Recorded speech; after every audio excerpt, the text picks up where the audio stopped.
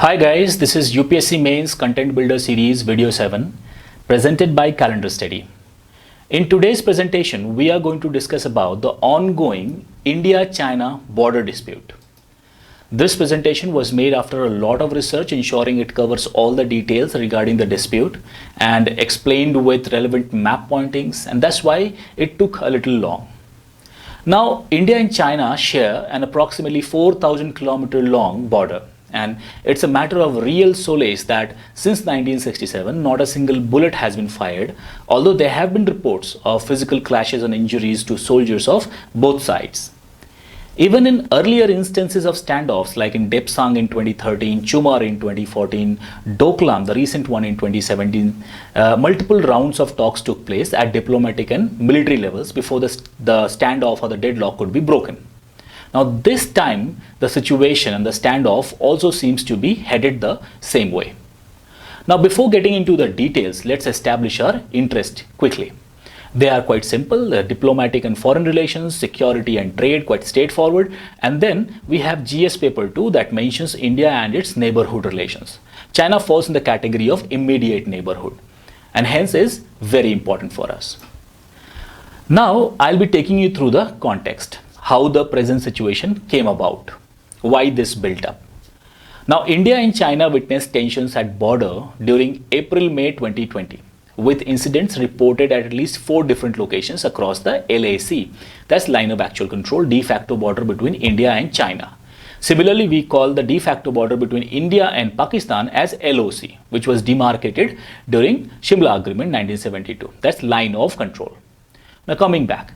Beginning early May, Chinese troops moved inside Indian territory with their vehicles and equipments to points like Pangong Tso Lake, several points on the Galwan Nala area, Dem Chowk, which is Depsang Plain, Eastern Ladakh, and one in Nakula Pass, Sikkim.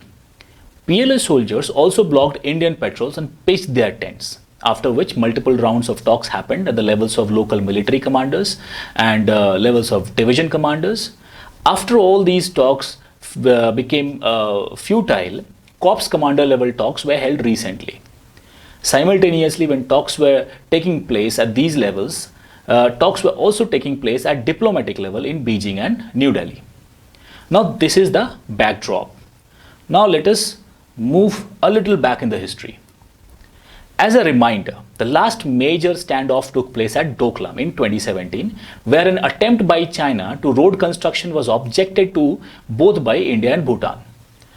After the long standoff of nearly 73 days, just before the 9th BRICS summit that was to be held in China, the tensions were allowed to be subsided, as China never wanted to have these issues be raised over there.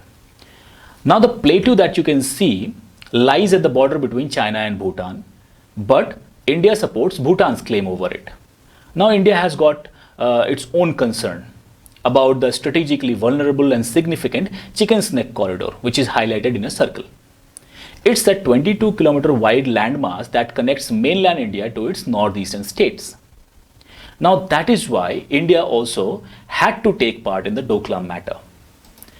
Now guys, the way China has been acting with aggression over the past some time is a matter of concern. Although we can rejoice of the fact that no fires have been shot, the de facto border codes are dictated at the border between these two countries, but the soldiers have fought fiercely with rocks, wooden clubs, or whatever they have found in their hands, and the evidences are plentiful. With the world consumed so badly with coronavirus, China has been acting forcefully to defend its territorial claims, including the ones in Himalayas. I will mention few more acts of aggression done by China in the recent week, apart from what it had done with India. The Chinese have sunk a Vietnamese fishing boat in South China Sea. They have swarmed a Malaysian offshore oil rig. They have been threatening and menacing Taiwan of overtake. Taiwan is a differently ruled country. Taiwan is a democracy. But on the other hand, China is a communist party rule, is a one-party rule country. Just a sham on the name of democracy can be the better way to say. Moreover, they have severely tightened their grip on the semi-autonomous region of Hong Kong, to which UK and US both have reacted. Now guys, With all these backgrounds and the China's way of dealing with the matters recently, India has got its own calculation. The think tanks in India are hoping that China is working with Pakistan in the west, India's arch enemy, and recently has agreed to even construct enormous dam on the POK region, which as a concern has been raised with China a number of times by India. To the east, China is also working with Nepal. Nepal has just produced a map that challenges India's border, to which India has again blamed China for stirring up the trouble. China has been creating a lot of problem by helping the countries which are bordering India. Nepal was a close ally and is a close ally, and then India and Nepal had some misgivings about each other. Since 2015, Nepal has been adrift towards China. To the south, China has also acquired an island in Maldives, where the Indian military experts say that China has brought in millions of pounds of sands, expanding the island for its possible use as an airstrip or submarine base. So that is a security concern for India. String of pearls theory. China's recent actions are a little bit of concern because the Chinese soldiers have been mobilized into the areas which were never or historically never been in dispute. With the COVID-19 pandemic in sight, India has cancelled recently one of its training exercises that was done in Ladakh. China also does a summer training in Ladakh. This time, they have diverted their troops for mobilization importantly for this purpose, the recent standoff, to which India had to scramble its troops and equate their presence. Now, India is quite surprised, to be honest, with the recent overtures of China. Now, China's calculations, let us have a look at it. What could possibly have made China take such belligerent moves? Our think tanks say that this is the fourth flare-up that has happened during Xi Jinping's rule. China's skirmishes recently, they try to signify and point out to the fact, and with a calculation that India is right now occupied too much with COVID-19 infections and coupled with economic downturn. According to China, India is in no position to wage a border conflict and hence would not try to dominate and aggravate and let the matter be aggravated. Beijing's signal could also be seen as a way to sending a message to India that do not get very close to United States and also do not promote any kind of criticism of the way China has handled the coronavirus situation. More so, Beijing may have also been reading a little bit too much out of the Atmanirbhar Bharat Abhiyan recently propounded by Shri Narendra Modi. Of late, few BJP leaders also participated virtually in Taiwan's PM swearing-in ceremony as a signal that Beijing may have not liked.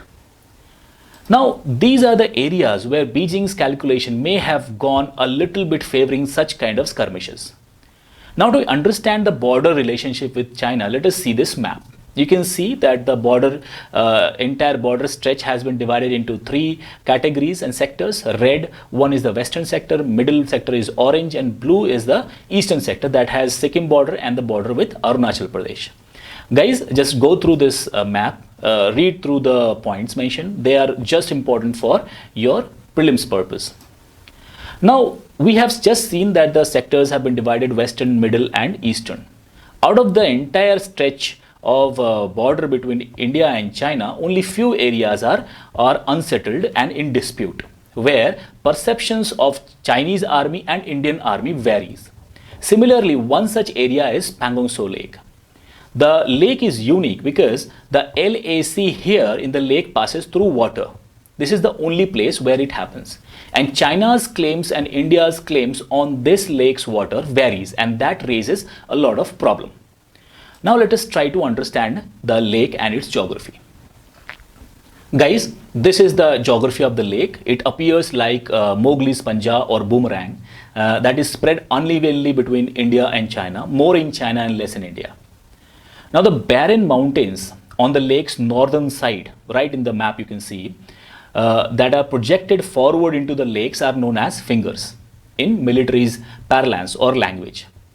For India, the line of actual control co-terminates with finger number 8, which is far eastern side of the lake. On the contrary, the Chinese figures say that the LAC co-terminates with finger number 2, that is on the far western side of the lake towards Indian territory.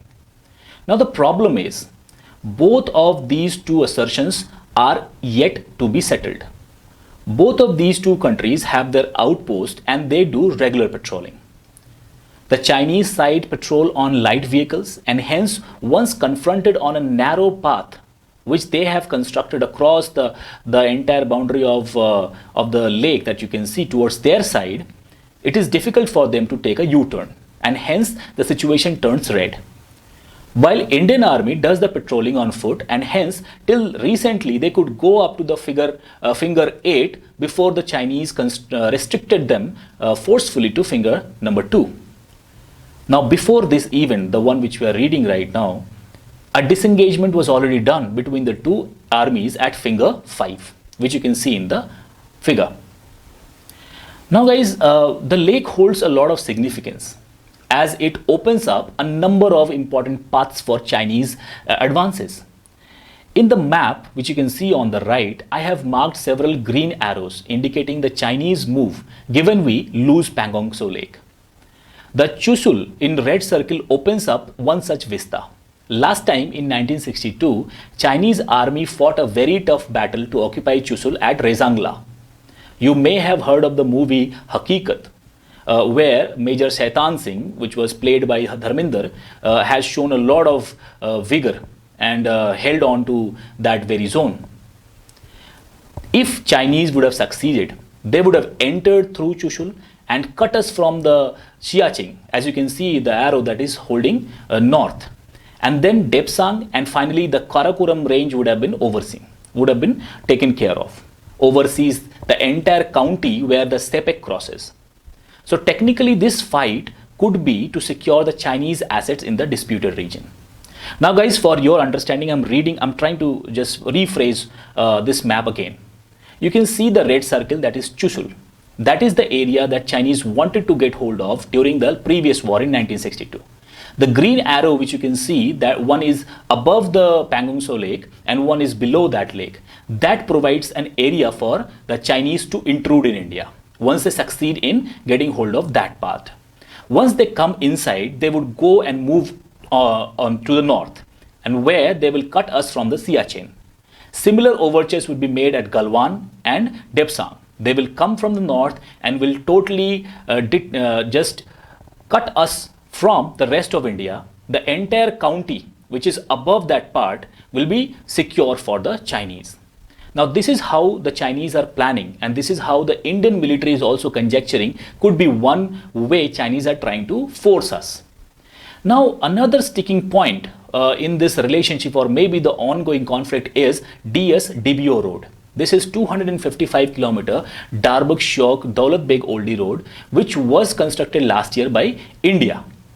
Now this road provides an all-weather connectivity to DBO, overseeing the Karakoram Pass, which you could see in two parallel lines in the map on the right. That is across the India-China border. That is a settled border. Now guys, with this we can understand that China may have two different goals. One, they are trying to stop us or maybe not encourage us in using this particular road, the strip that has been constructed lately. The second one is to force us to go towards west and help them secure their assets up north. Guys, this is the map that has been shown and can clearly be seen LOC, LAC and several areas, the disputes, the parts ceded by Pakistan to China, the glacier, all these things which are may have heard of, but we do not entirely and precisely know where they are located. So this map will help you understand that. Now implications for India if Chinese succeed. Now obviously the Sepik part that they are trying to bolster, that will definitely be a plus for China. China is trying to get hold of the entire area to the north of precisely to be called the north of Shok rivers or the Indus rivers. So here the China, if they succeed, they will definitely come inside through the Chushul approach. They will go cut ourselves from the Siachen, and then Nubra and other areas would be held exposed for them. The entire path of Karakoram would be secured, and thus they will be able to secure their investment in the disputed region. And also one is possibly right to think that China may also be eyeing the waters of Shok, Galwan and Changchenmo, tributaries of Shok rivers, to divert them towards the arid regions of Aksai Chin. So it could be a two-way approach.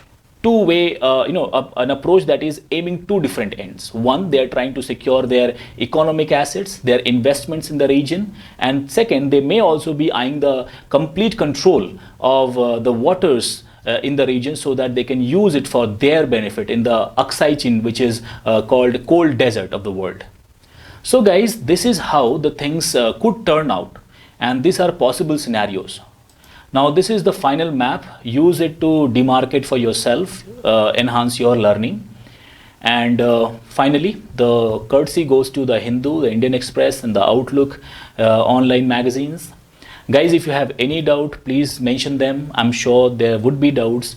In case you want me to present some more topics, please send us emails at info@calendarstudy.com with your name. And then if you like our video today, please share it with your friends, like it, subscribe it, and finally help us reach more audiences. Thank you guys. Take care.